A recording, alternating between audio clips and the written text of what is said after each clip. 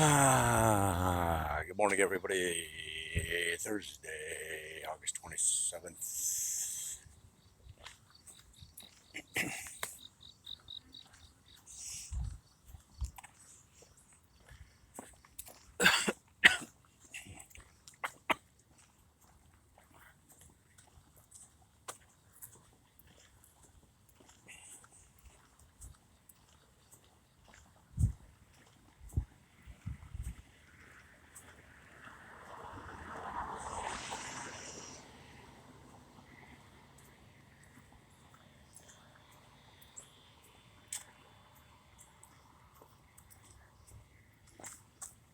Had a little cough tickle right there, just as that guy was coming around the corner.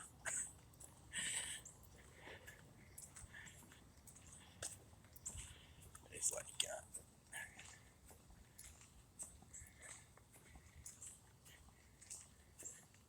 it's alarming. It's alarming to people.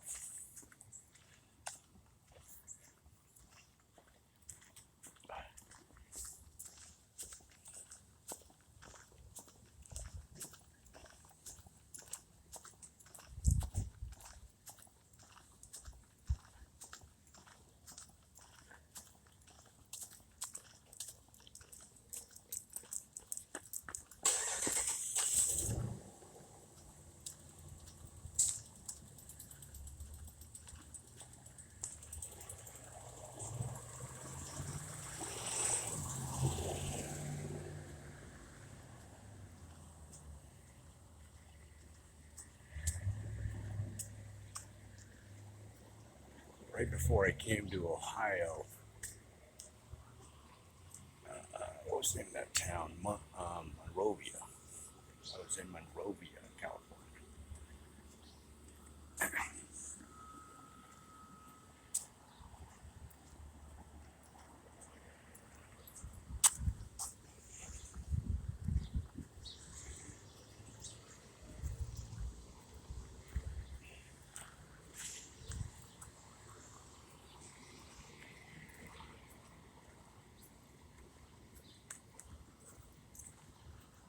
And I was standing in this, it's like a plaque or like a historical plaque talking about the history of the town. And I love all that old stuff. So I'm reading it, and it was kind of like this, where there weren't that many people outside.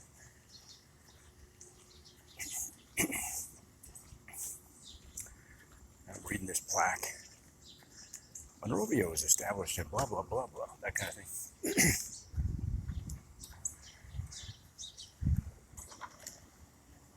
And I sneezed. Achoo! Again, it's like this. There's very few people around. And I start to go down this alley that was right by the plaque because I was heading that way. And I look down the main street of this little town. And this lady's coming down the sidewalk. About from me to that no parking sign, about that far, with her dogs. And she looked at me like, this is right at the beginning, right when nobody was really sure what was going on with COVID, is it, but the death rates were skyrocketing. She immediately stopped. And I felt that because I knew right away. But I mean, I did the sleeve thing and all that, the elbow. But just the thought that somebody has,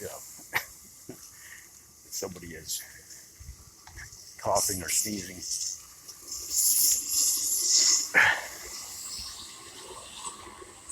disturbing.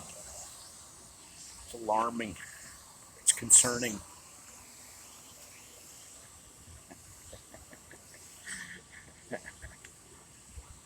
It's disturbing, alarming, and concerning.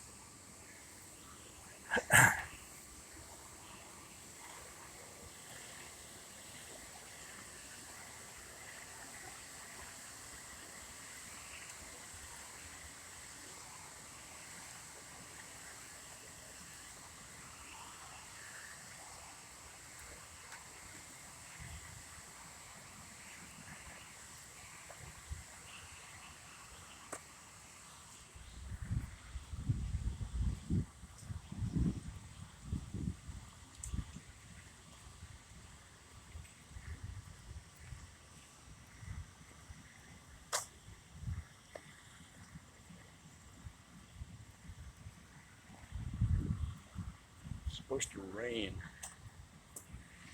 Saturday, and somebody invited me to play golf. I think we're going out Sunday. It's supposed to be really nice. But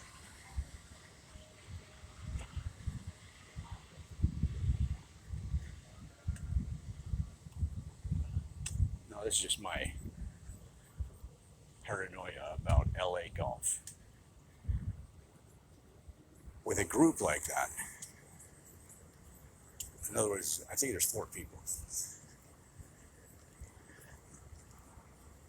No one has said anything about the tee time.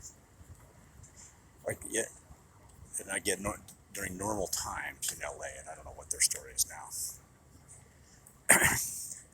You would never wait till Thursday to make a tee time. It'd be gone. For sure. So I've communicated this morning. I said, hey, if it's going to rain Saturdays, and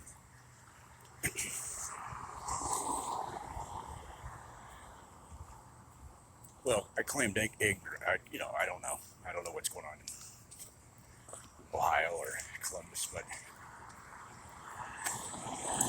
I said, especially if it's going to rain Saturday, golfers, they're going to move to Sunday. So, should we get a tee time? Should we get a tee time?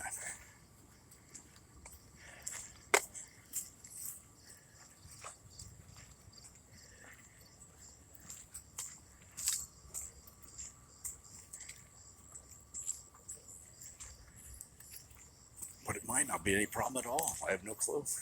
You might be able to just go out there.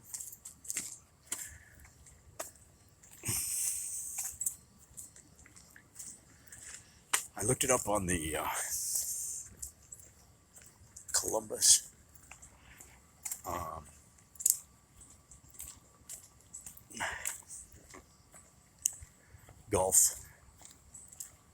public golf site. There's only, if you want to ride, which I don't have to ride, but if you want to ride, it's only 1% per cart. And then the tee times are staggered in greater amounts, greater spaces between the tee times to allow for walkers, to allow for the fact that walkers might be slower.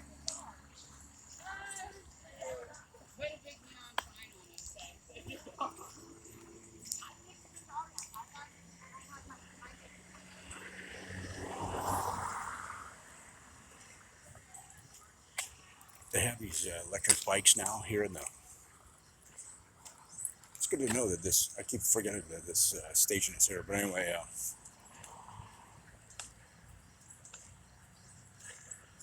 like this one. This is an electric one. During the core of the pandemic, so I'm a member of the bike. Kogo is the name of the bike collective or company, whatever, city bike type. You can join for annual fee, and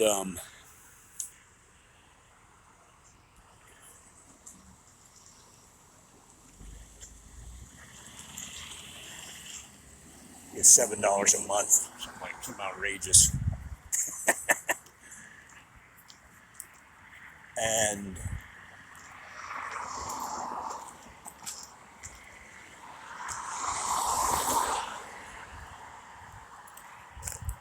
And you get unlimited rides for that amount.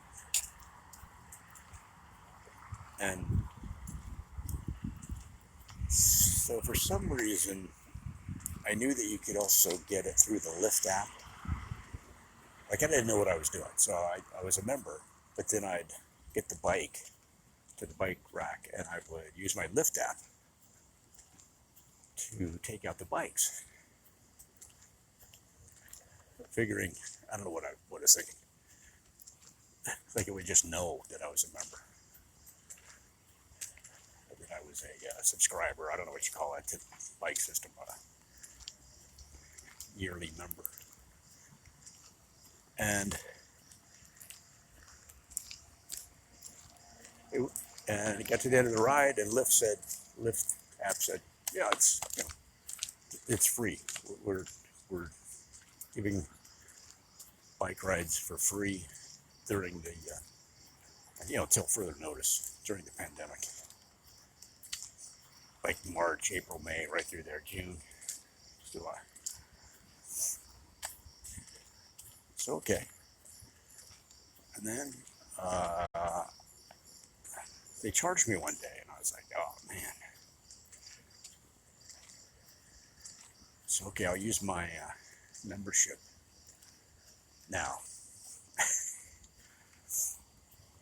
So I used that, and then they still kept charging me. I'm like, wait a minute. I don't mind supporting the cause here, but I don't want to have to pay every day if I don't have to. And so anyway, long story short, they do charge you extra for those electric bikes, and that's what I was using. That's why it was charging me.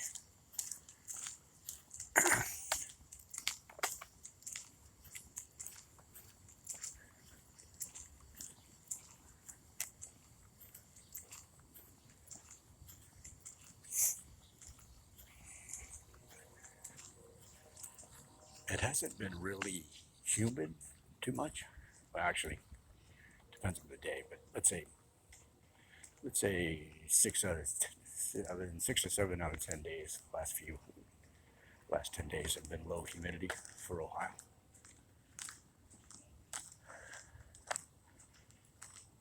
So I looked it up. What is the average humidity in Columbus versus Los Angeles? That guy was going to stop, and then he kept going. I was like, oh, he's coming in hot. I better get out of the street.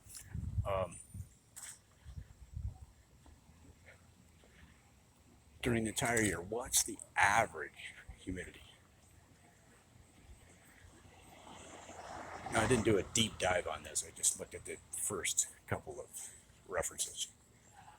So, average humidity in Columbus is 58% over the year. In Los Angeles, believe it or not, 54%. 54%. Now it's desert. This is what's interesting. It's most of LA is considered desert. All those palm trees, those are not native to the city. Not native to the topography, geography, or however you want to say it, biology.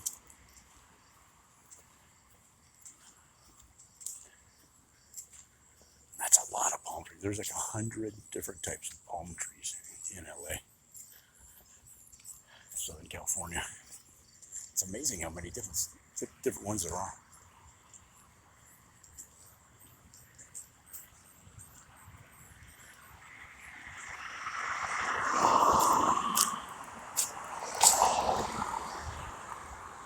You know what that reminds me of?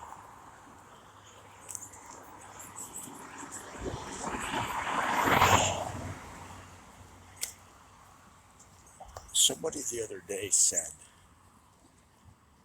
when they were a kid, they remember eating Indian corn. And I said, what's Indian corn?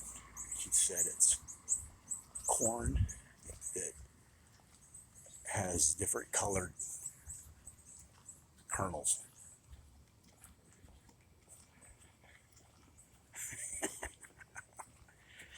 So I said, are you sure you weren't on it? Are you sure you weren't on LSD when you were a kid? But is that a thing? Is that a real thing? Or are they goofing on me?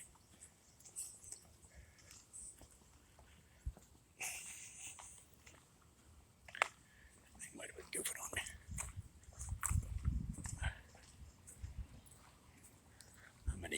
I'm an easy play.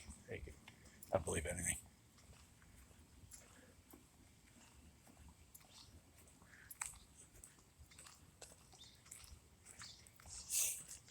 The average humidity in Florida, in St. Augustine, Florida, is on the Pacific side.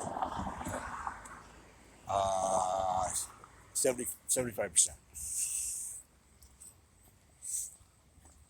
Average humidity in Washington, D.C., 75%. Houston, Texas, 72%.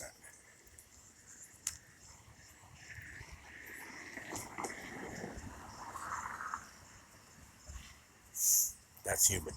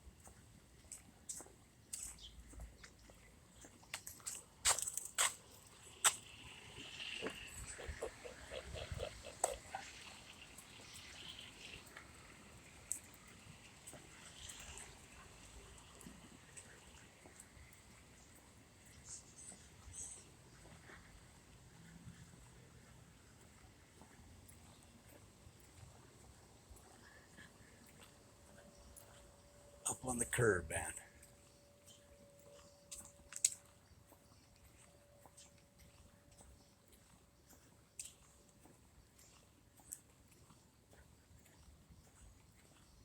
It's a bad habit, but a lot of times will read headlines.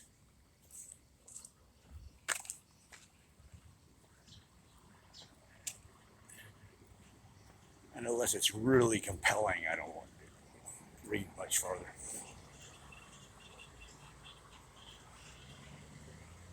It's because I want to know a lot of different things, and so I kind of keep moving. But this one headline I read, it said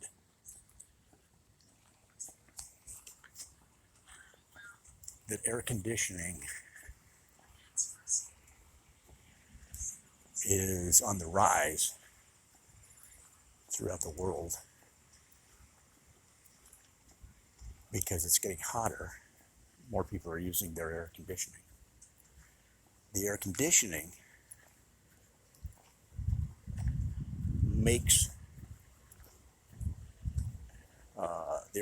contributes to global warming, which makes the planet hotter.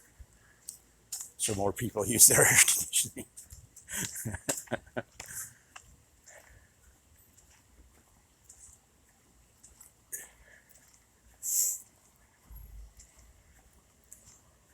Now it's one of those. Wasn't the refrigeration of food like there's certain technological advancements? Certainly, there's 1,000 million technological advances, little ones, big ones, that contributed to our society advancing. But they point out certain ones that were big, big hitters. One of them was refrigeration of food.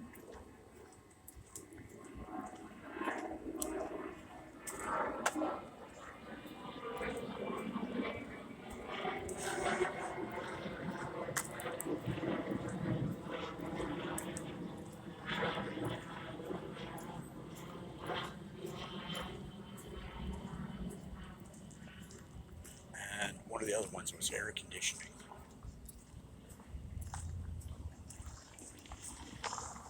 Otherwise, living in a place like Phoenix would just be unbearable. Florida, with the humidity. Palm Springs, most of the year.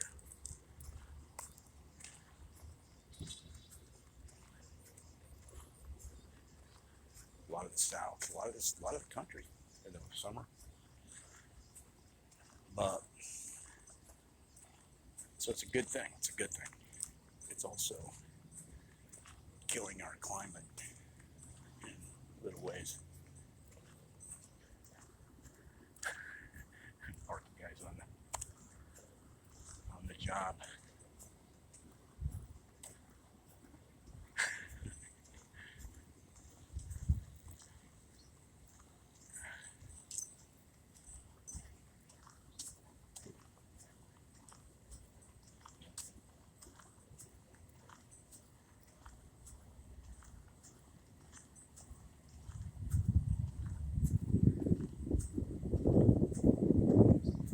Oh, nice cool breeze. Nice.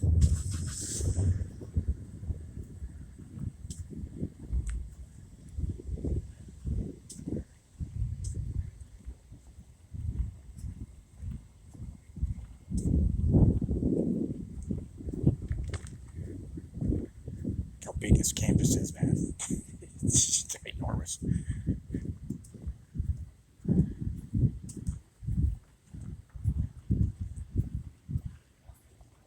Just this one building right here. This would be the biggest building on the campus of Ohio U in Athens. Park Stradley Hall. Was that like a dorm or something?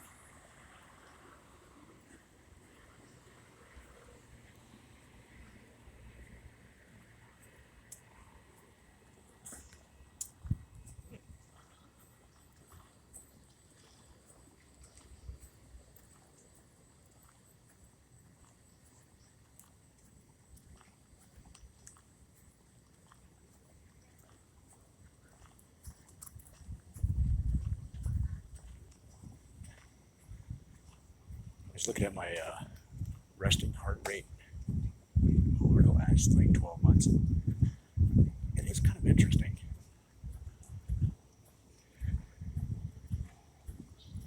It's not super low like some of the people I know that are joggers and fitness enthusiasts with real low heart rates, but just looking at it over a year, I can look at it and tell when I was exercising every day versus not.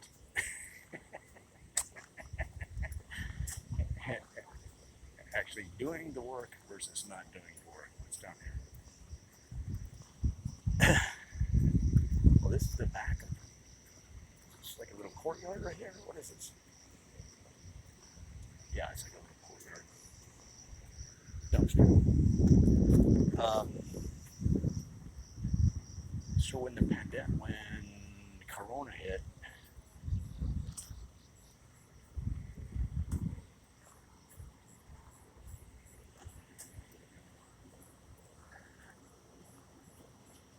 it's a long story, but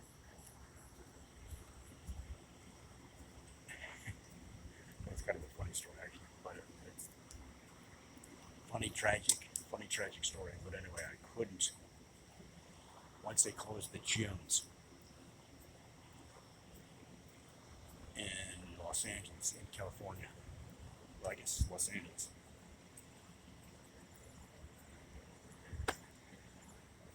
Yeah, it was an LA County directive.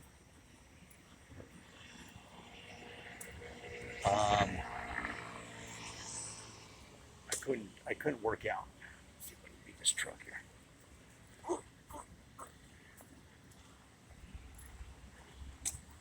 So, like I said, I could have.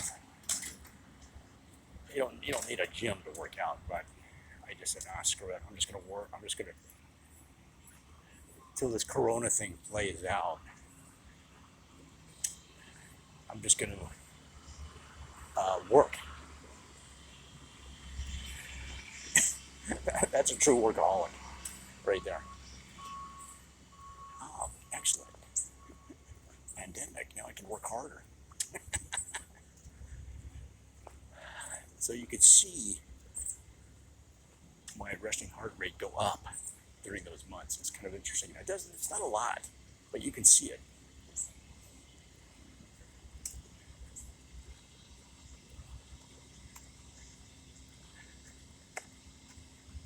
And you know, um,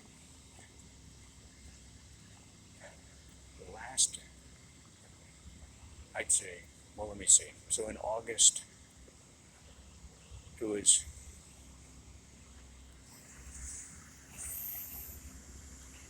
I was going to the gym every day for about 8 months before the pandemic. And so let's say March, just to make it easy, let's say March 1st. Let's say April 1st of last year, just to make it easy.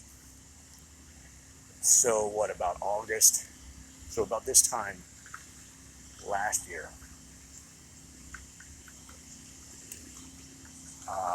I said, okay, my birthday's in June of this year. I want to have certain fitness goals, weight loss goals by in 8 months, right? And lo and behold, it was working. It's amazing. If you if you put in the time, if you put in the exercise, you actually get results. I know. I know. So, um,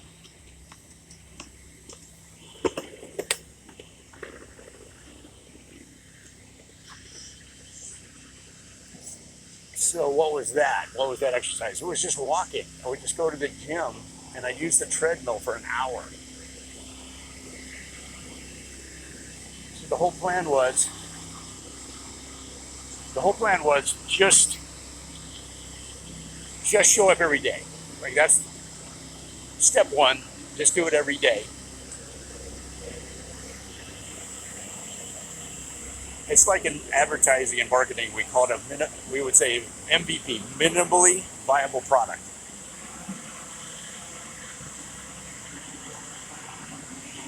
So just get a basic product out the door and see if somebody buys it. Quit with the planning and the what ifs. Just put a basic product onto the marketplace. Put up some basic ads on Facebook. Put up a basic sales page and get going. And then adjust from there. Much better than, well, we're going to do this. We're going to do that. What we should do is this. Just do it. Oh my God, I'm getting crazy. So, uh, so I did that. Every day for an hour. That was it. It had to be an hour every day, 7 days a week. So I would jump on the treadmill and walk as fast as I could for an hour. That was it. And so the thinking being that if I added to that, if I want to do more, that's fine. But you have to do the minimum, at least, every day. And then, let the chips fall where they may, right? Whatever. So it wasn't so much goal oriented as it was process oriented. I guess the goal was to do the process. I just focused on the process.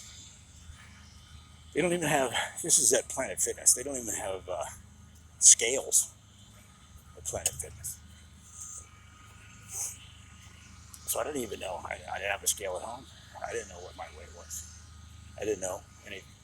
I had my Fitbit. You know.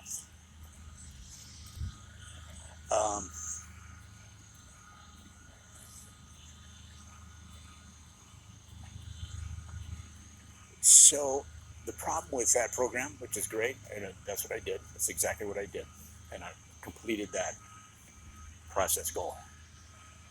The problem is it gets awfully boring, especially an hour. You know. That's why being outside is a lot better. So I would start to run, and that was actually, and I've run before. I've run half marathons. Not, you know, I've done some running. I'm not a big runner, but I understand why people run. It gives results so much faster, and that was really helping. But I went back to just walking because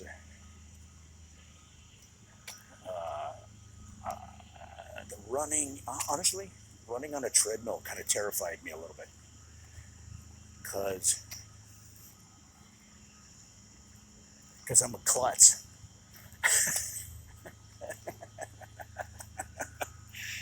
I'm kind of a klutz, and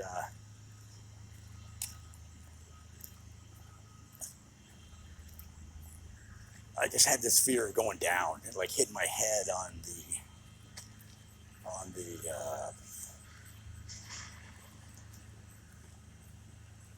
the front of it, the console, I guess. And I couldn't afford to get injured. I just couldn't afford to get injured. My work schedule. So I went back to walking, but I then would cut that back to like 40 minutes, and then I started doing elliptical. Now, funny thing about the elliptical, I'd watch people when I was doing all this walking. I'd watch people on the elliptical, and I think, yeah, it's so easy. Like, they're not really getting any exercise. It's so easy. And then you try the elliptical, you're like, oh, it's harder than I thought. It was. Well, first of all, it's hitting slightly different muscles, right? I don't know if I'm making any sense, but it felt like it was hitting slightly different muscles. So now you had to get those, you know, conditioned to get used to the movement, and plus you're always balancing, right? It's a good workout. It's a really good workout. It's low impact. So I would add that. And it took me a while. It took me a while to build up on the. It would really wear me out, you know.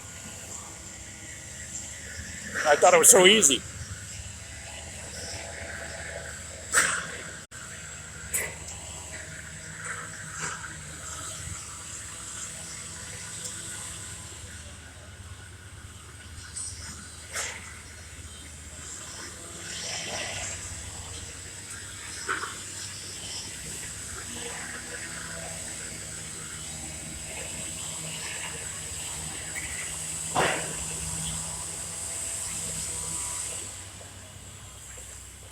School of Music. It says School of Music. I don't know any of these buildings at all. 1948. This says, well, here, let's go. Let's go down here. I'll read it. A little quieter, too. But okay, 1948. Music building. Hughes Hall.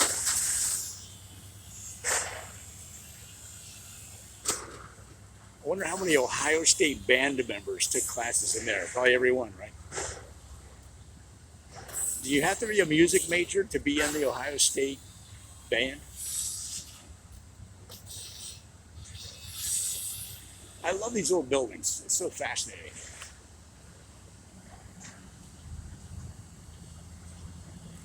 Just All right, so that's the old one. Let's get a better look at it. Here's the. It says future home of Timashev Family Music Building. I'm not sure that's how you pronounce it, but Timashev Family Music Building being built right there. Those guys aren't worried. They're working. Look how big the lot is, too.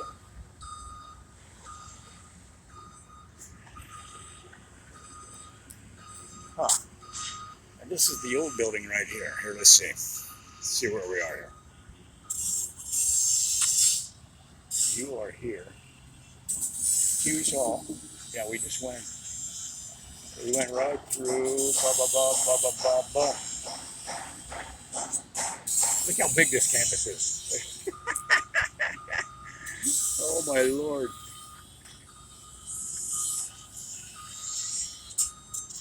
Which is cool. It's cool. It's a great place. But I've been on this campus in February.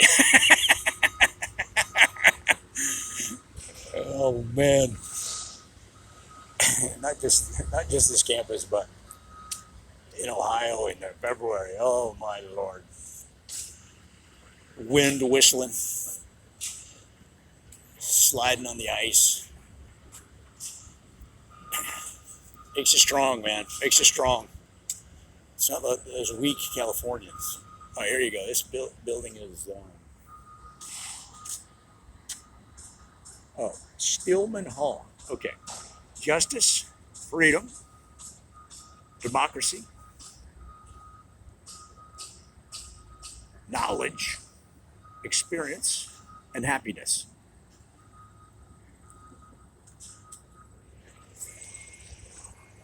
What about donuts? It doesn't say donuts.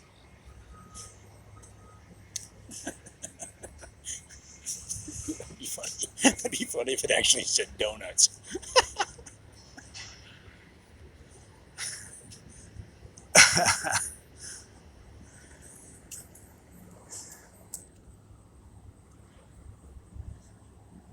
Somebody on TikTok yesterday was putting up. I just thought this was funny. They were putting up resources for small businesses, like 10 resources for small business. So you may think of TikTok as just like a music app, which it is, but there's a lot of practical stuff now, like health advice, accounting advice, legal advice, uh, small business advice, marketing advice, So a lot of non-music stuff, a lot more adults, or at least let's say older adults, I guess. Um, so he puts up this 10, 10 great resources online for small businesses. And one of them was Grammarly. Grammarly helps you with the grammar and spelling of your writing. And he had misspelled the word grammar. Oh man.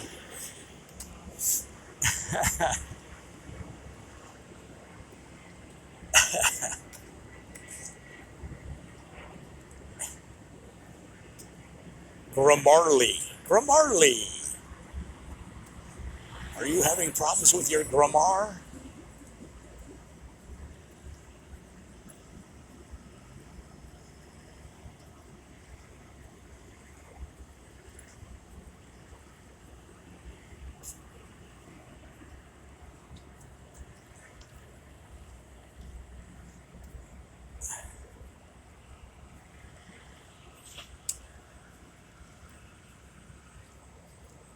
Should just turn around, right? So we go out to High Street. High Street's just a big mess.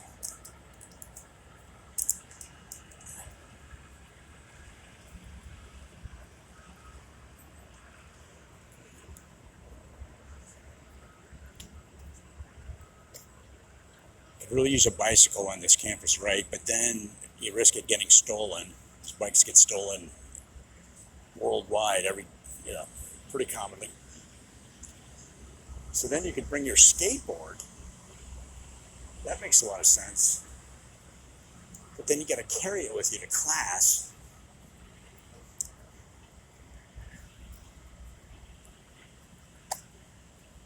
Why have they not solved the short distance transportation problem? I guess scooters, right? They're kind of expensive. You could wear roller skates. Not practical when you go to when you go into a shop and they're like, "Hey man, get out of here with those things on." So you want to get rich. Everybody wants to get rich. There you go. Come up with something. Who was it that came up with the shoes that have wheels inside the heel? So you can scoot around on the back of them.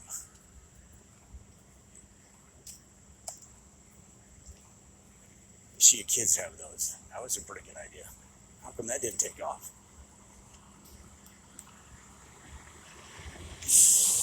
The other thing I've seen is they look like somebody online, I think it was TikTok actually, had these. The best way I could describe it is if you took a skateboard, like mini skateboards, one for each foot.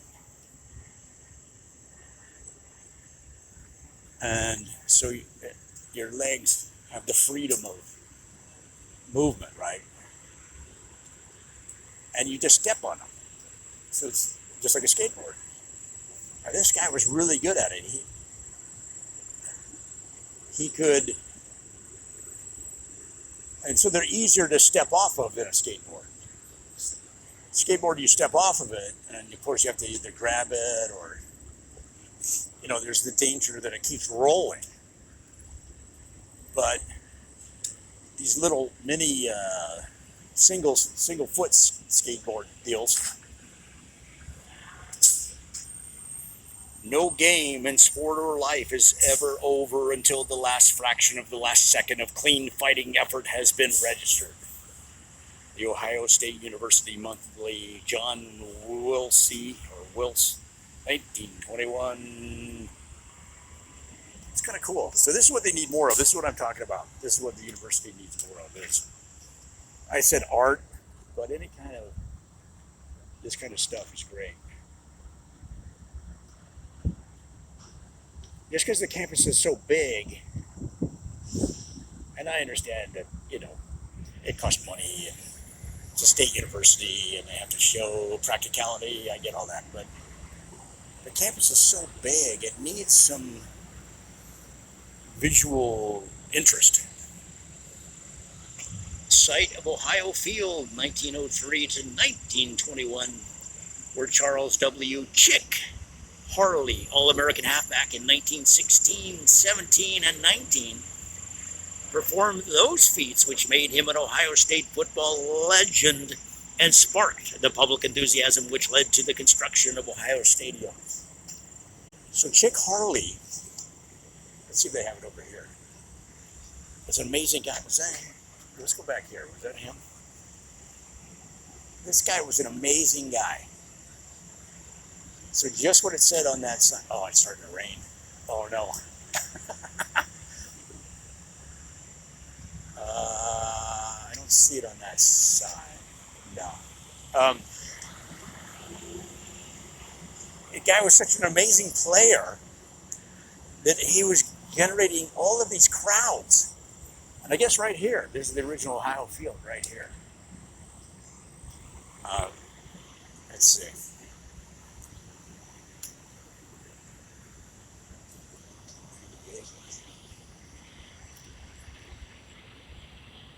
Oh, come, let's sing Ohio's praise in songs to alma mater. Raise. While our hearts rebounding thrill with joy which death alone can still, summer's heat or winter's cold, the seasons pass, the years will roll, time and change will surely show how firm thy friendship, Ohio. Lyrics to Carmen, Ohio, Fred Cornell, 1902. These guys, man. It's mostly guys, too, right?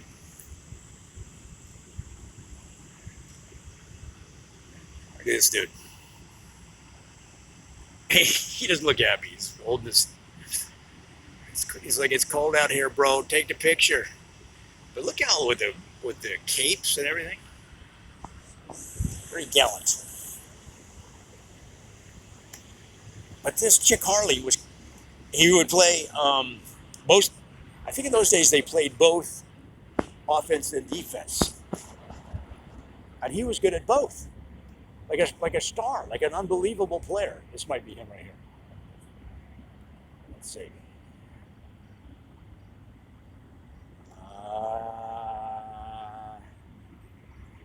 I think. Well, here, let's read this first. Chick Harley was as wonderful in defeat as he had been after his many victories. The only difference was that in defeat, he took all the blame for the loss, while in victory, all his praise was for the other man. Ferdinand Fritz Holtkamp, November 22nd, 1919. So I think that's Chick. It's kind of the, let's see. Look at these football pants. Stylish Chick. Oh, here you go. All right, here you go. There he is. Yeah, so that was him on the other side. So that's him right there. Chick Harley, 1916 to 1919. Charles William Chick Harley was one of the most outstanding college football players of the first half of the 20th century. An all-around athlete, he lettered in football, track, basketball, and baseball at the Ohio State University. On the football field, Harley led Ohio State to its first Big Ten championship, was the university's first three-time All-American, and was twice a consensus first-team All-American. After leading the team to Ohio State's first win against rival University of Michigan, the opposing head coach Fielding Yost went to the Buckeyes locker room and congratulated them on a, quote, brilliant game, adding, "And you, Mr. Harley, I believe are one of the finest little machines I've ever seen." I think he was shorter, like maybe 5'8" or something. Because in part to Harley's successful career, Ohio State started receiving national attention and drew increasingly larger crowds. People came from far and wide to see Harley play. This newfound popularity contributed to the creation of Ohio Stadium because Ohio Field could no longer meet seating demands. Ohio State retired his number in 2004. So they built Ohio. Let me see if I got that right. They built Ohio Stadium in 1921, I believe. So he played through 1919. So it's however long it took him to build the stadium. I think it was dedicated and opened for play, I think, in 1921. What's going on here?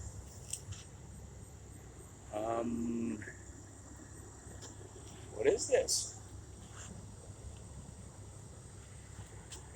Oh, are these the yards of the old field, maybe? Look. Oh, it is, I think. Look at that. I think that's the yard line of the old field, I think. I think it is. So this is yeah, a lot of history. He said there's a lot of history here. I think this is the yardage of the old field. Look at that. Let's mark it off. Let's see. 1, 2, 3, 4, 5, 6, 7, 8, 9, 10. I got small steps, so this is the original Ohio field. Oh, no wonder all. See, now this is the kind of cool stuff I love. This is great. Probably on the other side, I didn't even notice it. Wow, way to go, Ohio State. Very cool. They put in the yard lines. Can you imagine this is where they played football back in the day? Right here on High Street. Remember when you were a kid and the ball would go in the street and somebody had to go. Is that how they did it? Look at the goal line. Wow. That is so cool. See, I love this stuff. So another reason I didn't want to come this way, it's so loud. Really steps on my video production, guys.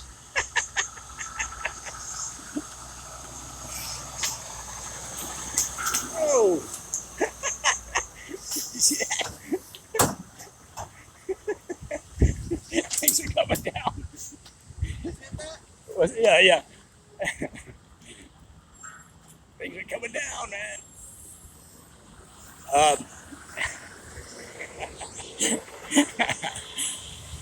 That truck. I asked the trucker, I said, what's it like driving that big truck? He said, it's just like driving a car. It's just a bigger, he said you get used to it, but it's just like driving a car. I was like, maybe. But if you've ever seen them back it into a loading dock, there's a space of about 3 inches on each side. That takes a little more skill in a car. So yeah, Chick Harley, there were so many crowds, so many people. They started coming to the games that they had to stand. They would get on each other's shoulders. They put kids up on the shoulders and like a rock concert type of deal. They'd get up on their shoulders, and the university's like, "Whoa, we gotta think about it now." But then, if you look at the stadium today, even in other words, it's ginormous. It's ginormous. So, what was the thinking there? So they go from that field that we were just on, right? And they say, okay, we have to build Ohio Stadium. We have to build a stadium, but it's huge. Like it's really big. Like even for a 80s or 90s level, maybe today and of course they've added it on. But I'm just saying the original stadium was big for any time period. At any time, like how did they know to make it so big and that it would be filled? How did they know in 1921 to make it? I'm guessing it's, well, let's say it holds, how much does it hold? 80,000? Is that too high? 100? How did they know in 1921 to build a stadium that could hold 80,000 people?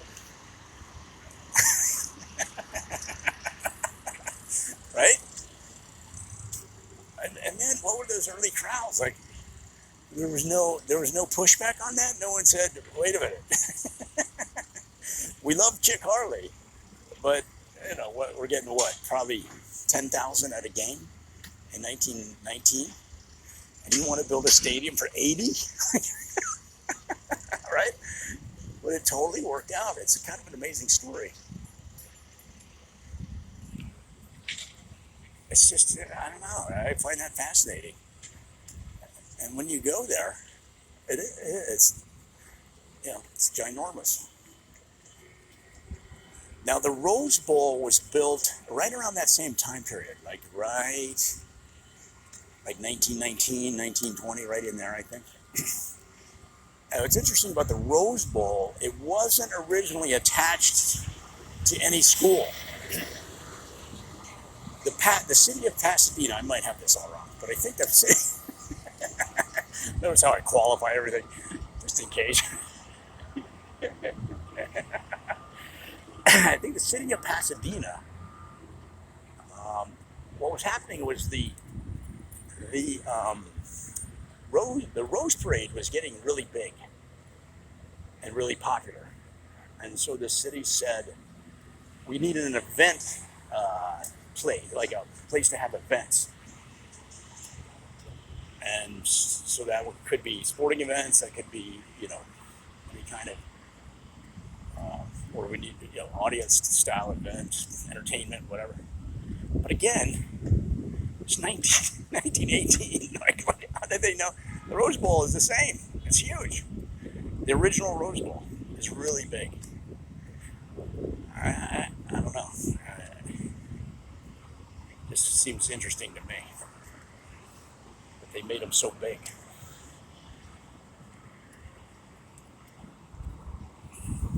Now, it makes me wonder how big the campus was. Like, how big was Ohio State in like 19? What was the attendance? Because the school was only at that point like 50 years old, and it's a little town. This town's not that big now. I think it's probably 800,000 maybe, and maybe actually it depends if you include the surrounding, how far you go out. I think, but it's not Pittsburgh, let's say, or Los Angeles, right?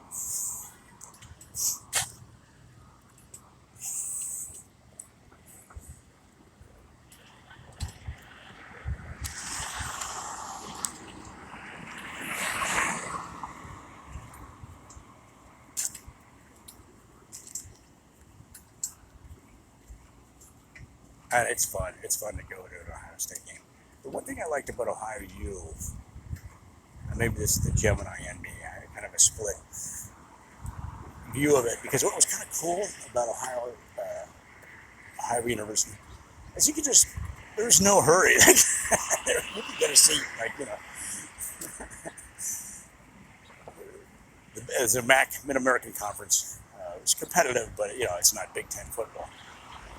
But it was a little more personal, I think. Personable. Maybe not personal, but a little more personal and not quite so ginormous.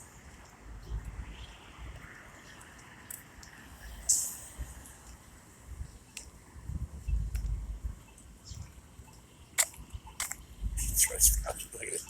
Look at this. Trust Fauci.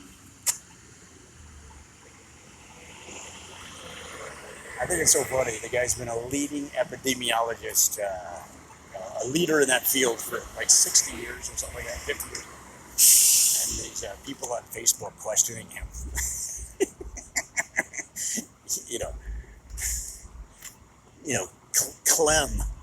Clem from your high school is on Facebook questioning Dr. Fauci.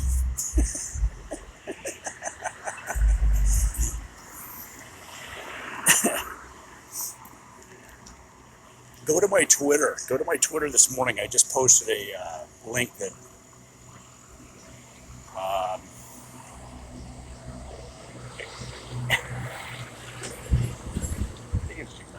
I forget the actual. I think my actual Twitter handle is. I think it's just my name, Joe Gitzel.